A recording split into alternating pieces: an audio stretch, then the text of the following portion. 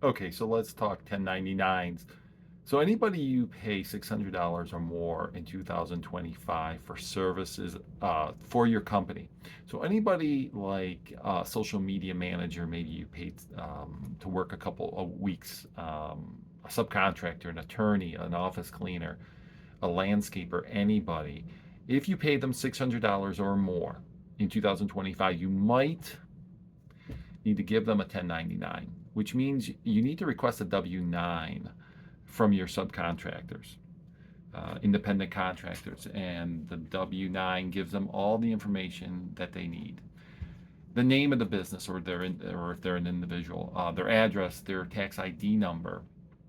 Get a W-9 from anybody you paid $600 or more from.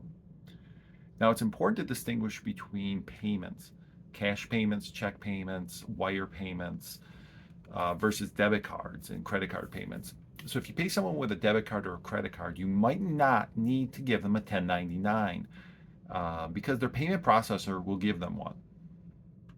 So if you pay someone strictly with a debit card or a credit card or through a payment processing platform, you might not need to give them that 1099.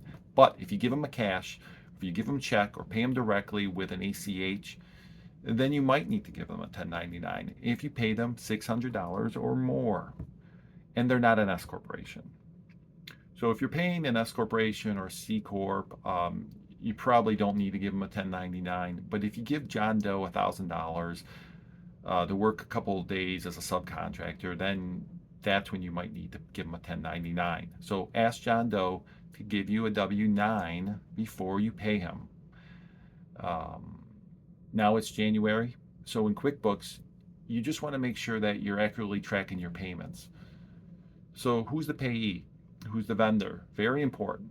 John Doe, what's the category? Contractor labor? And whenever you create John Doe's vendor profile in QuickBooks, scroll all the way down and check that little box that says payments for 1099. Now, if you do all that correctly, if you map the vendor and the chart of accounts and you check that box and you enter all the W-9 information into QuickBooks, then filing 1099s with QuickBooks can be pretty simple. You want to make sure you get all the information up front before you pay them.